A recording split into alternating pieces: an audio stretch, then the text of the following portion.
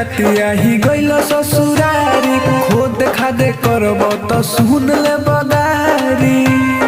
अरे जीजा जी सुनो, होली खेले खतिया ही गइल ससुरारी, खोद खादे करब तो सुन ले बदारी।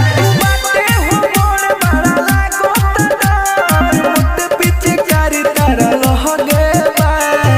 पीछे से जानी ही डालाए जीजा, पीछे से जानी ही डालाए जीजा, आगे से जाए वाला जगे बा। पीछे से जानी ही डालाए जीजा, आगे से जाए वाला जगे बा।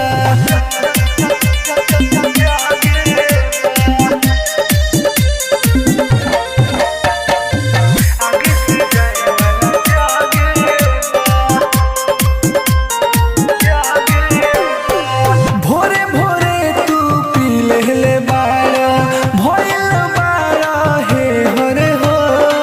कोरा में धके गाले कटेल, हई न ताहर में हरे हो।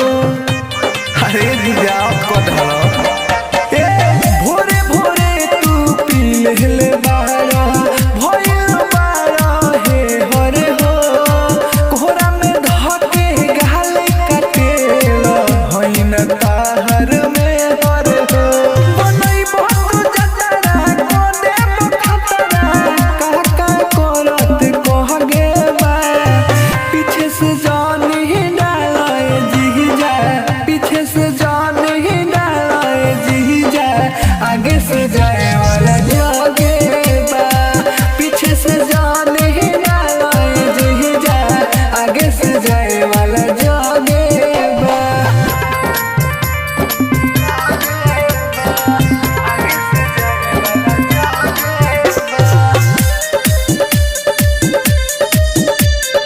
Music by Mukesh Singh. पानी पानी तू मन को दिहला, जवन में हमारा खोद के। इहे करे के रहे तो काहे लेके अइल परमोद के। अरे जीजा उतौड़ी खेला पर पानी पानी तू मन को दिहला, जवन में हमारा खोद के। इहे करे के रहे तो काहे लेके अइल परमोद के।